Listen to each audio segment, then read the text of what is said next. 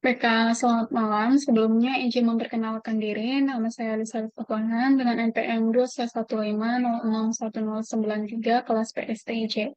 Pada kesempatan kali ini, saya akan menjelaskan praktikum sistem operasi pada percobaan 2, yaitu algoritma penjadwalan. Penjadwalan ini yaitu suatu metode dalam sistem operasi yang mengatur proses-proses yang akan dijalankan dalam sistem operasi. Hal ini itu sangat diperlukan karena melihat komputer saat ini sudah berbasis multiprogramming. Tujuan multiprogramming ini yaitu untuk menjalankan banyak proses pada waktu tertentu untuk mendapatkan hasil maksimal dari CPU. Terus bagian dari sistem operasi yang membuat pilihan ini disebut penjadwal, dan algoritma yang digunakan itu disebut sebagai algoritma penjadwalan. Kemudian itu ada jenis-jenis dari algoritma penjadwalan, yaitu yang pertama itu ada first come first served scheduling, atau disingkat sebagai FCFS. Nah, FCFS ini yaitu proses yang pertama kali meminta ketersediaan waktu untuk menggunakan CPU dan akan dilayani terlebih dahulu. Pada skema ini tuh proses meminta CPU pertama kali dan akan dialokasikan ke CPU terlebih dahulu. Misalnya, jika terdapat tiga proses dengan urutan P1, P2, dan P3 dengan waktu CPU burst dalam milidetik, nih, misal ada proses P1, burst time-nya ada 24, P2 burst time-nya 3, terus proses P3 burst time-nya 3. Kemudian bisa kita lihat di penjadwalan FCFS ini, nih, waktu tunggu untuk P1 itu ada 0, terus ada waktu tunggu di P2 itu ada 24, terus di waktu tunggu P3 itu ada 27. Sehingga rata-rata waktu tunggunya itu P1 ditambah P2, waktu tunggu P1 ditambah waktu tunggu P2 ditambah waktu tunggu P3. Itu nanti dibagi 3. Jadi 0 ditambah 24 ditambah 27 dibagi 3 itu hasilnya 17 milidetik. Kemudian itu, nah, algoritma FCFS ini termasuk non-preemptive karena sekali CPU dialokasikan pada suatu proses, maka proses tersebut tetap akan memakai CPU sampai proses tersebut melepaskannya, yaitu jika proses berhenti atau meminta input-output. Kemudian ada shortest job first scheduling atau SJF. Nah, pada penjadwalan SJF ini, proses yang memiliki CPU burst paling kecil akan dilayani terlebih dahulu.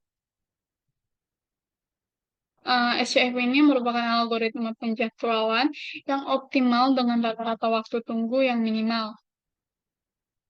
Misal ada 4 proses dengan panjang CPU burst seperti ini, yaitu proses P1, recall time-nya 00, yaitu burst time 7, terus P2, 20, burst time-nya 4, P3, burst time-nya 1, kemudian P4 ada burst time-nya 4, dengan arrival time 5.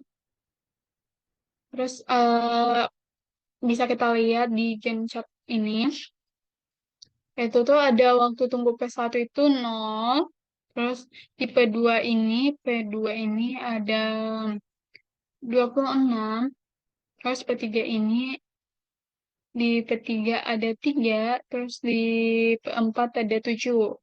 Sehingga rata-rata waktu tunggunya itu 0 ditambah 6 ditambah 3 ditambah 7 itu hasilnya 4 milidetik.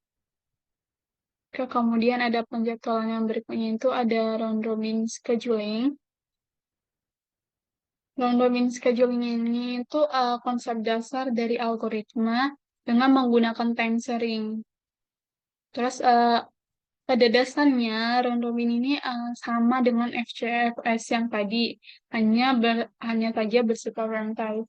Terus setiap proses mendapatkan waktu CPU yang disebut dengan waktu kuantum. Terus untuk membatasi waktu prosesnya. Jadi biasanya 1 sampai 100 milidetik. Setelah waktu habis, proses ditunda dan ditambahkan pada ready queue. Ini tuh jika prosesnya memiliki CPU burst lebih kecil dibandingkan dengan waktu kuantumnya, maka proses tersebut akan melepaskan CPU jika telah selesai bekerja. Kemudian ada yang terakhir itu ada priority scheduling. Nah, priority scheduling ini tuh CPU dialokasikan untuk proses yang memiliki prioritas paling tinggi. Atau nilai integer terkecil biasanya merupakan prioritas yang terbesar.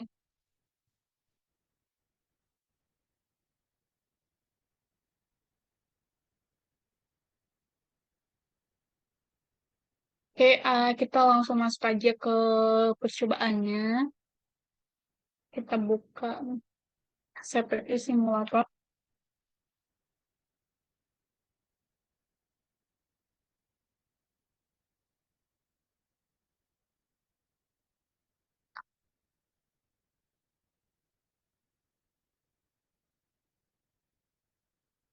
Nah, yang itu kan masih kosong. Jadi kita ke compiler untuk memasukkan inputnya.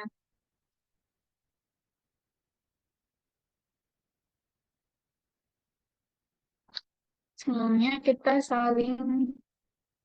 co- salin source code-nya dulu.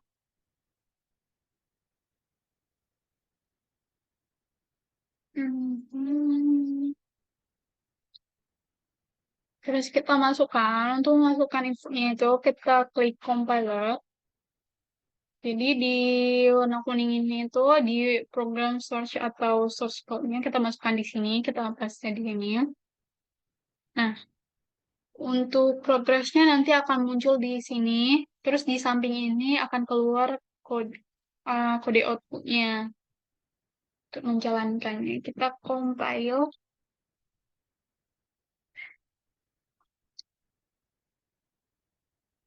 ini keluar progres sama di sini keluar ini. Kemudian kita login memori.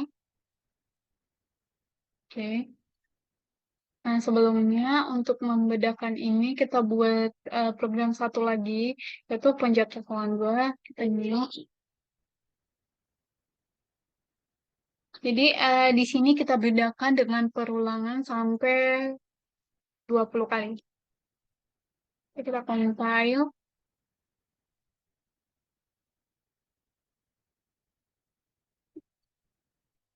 kemudian kita login memori.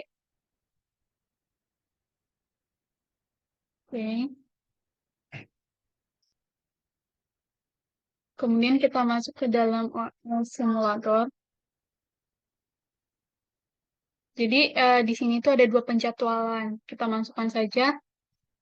Yang pertama itu kita masukkan penjadwalan yang pertama, lalu penjadwalan yang kedua. Hmm. Penjadwalan yang pertama. Kemudian kita lanjut ke penjadwalan yang kedua. Kemudian kita balik lagi ke penjadwalan yang pertama.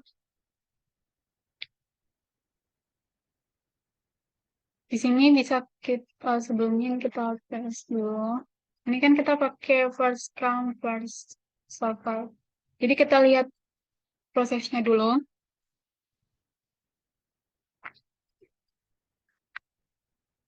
Di sini ada tiga proses, yaitu proses 4, 3, dan 2.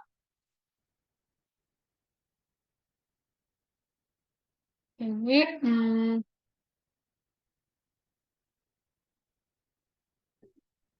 dalam register ini, karena kita menggunakan algoritma first come first serve, maka akan menjalankan proses yang masuk terlebih dahulu, yaitu tadi itu kan 2. Jadi ketika dijalankan, maka yang dijalankan terlebih dahulu itu yaitu 2, kemudian 3, kemudian 4.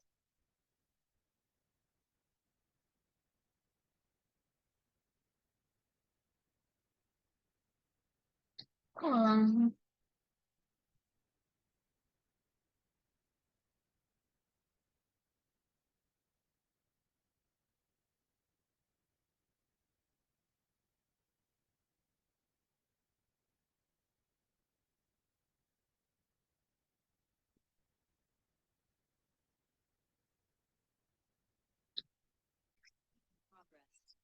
Oke, di sini bisa kita lihat untuk proses tesnya. Jadi, ini kan yang dimasukkan terlebih dahulu untuk prosesnya ini tadi yang dimasukkan terlebih dahulu itu dua, maka yang diproses terlebih dahulu itu dua, kemudian akan dilanjut tiga, terus akan dilanjut ke empat.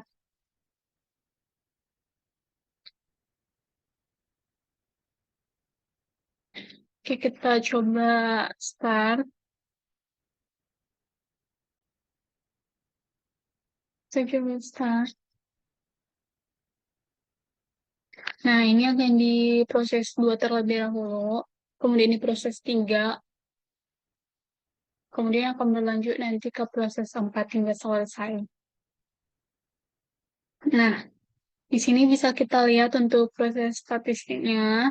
Di P2 itu untuk waiting time-nya itu 0, terus di P3 itu waiting time-nya 5, kemudian di P4 itu 42, 12. Oke, kita coba lihat di view log-nya. Di view log-nya ini, di proses satu itu eh, memiliki waktu tunggu sebanyak 0,06 detik. Nah, ini tuh kan fase satu ini, proses satu ini itu proses yang pertama kali dijalankan. Jadi waktu tunggunya itu masih 0 detik. Terus untuk burst time-nya itu, program yang pertama ini punya burst time 95. Lalu pada proses kedua ini, untuk waiting time-nya itu 5,52 detik. Karena harus menunggu terlebih dahulu proses satu dijalankan. Untuk proses yang kedua, untuk burst time-nya itu 175. Bisa dilihat untuk proses ketiga di waiting time-nya itu 12 detik ya, karena harus menunggu di proses 2 ini selesai dulu kan. Terus untuk burst time-nya itu sama seperti proses pertama tadi, yaitu di 95. Nah, di proses kedua ini berbeda dengan proses satu dan proses kedua. Kenapa? Karena tadi kan di perulangannya itu untuk proses kedua ini kita ubah atau kita bedakan menjadi loop 20. Jadi burst time-nya 175.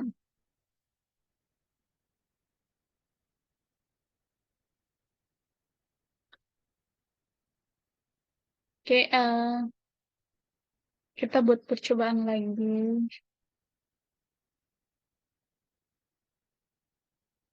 Kita clear. Ini coba kita lakukan percobaan lagi, yaitu dengan menambahkan delay. Oke, yang kita coba, yang untuk yang pertama itu kita tanpa delay. Kemudian untuk percobaan yang kedua ini kita berikan delay 10. Nah, ini bisa kita lihat untuk yang pada proses kedua ini belum masuk ke ready proses atau ready queue-nya. Kemudian kita tambahkan lagi, kita kasih delay di 6. Oke, nah ini akan masuk di sini. Jadi delay ini akan delay yang belum masuk ke ready proses. Jadi nanti ini tuh harus menunggu proses yang pertama dulu selama delay ini yang pertama itu 10 detik. Jadi harus menunggu 10 detik dulu. Baru masuk ke ready proses.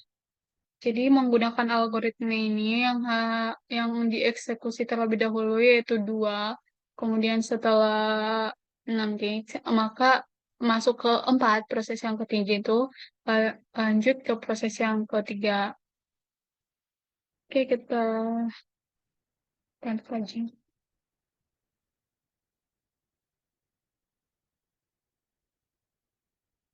Bisa kita lihat dia masukkan ke dua dulu, lalu masuk ke empat, lalu masuk ke proses yang ketiga.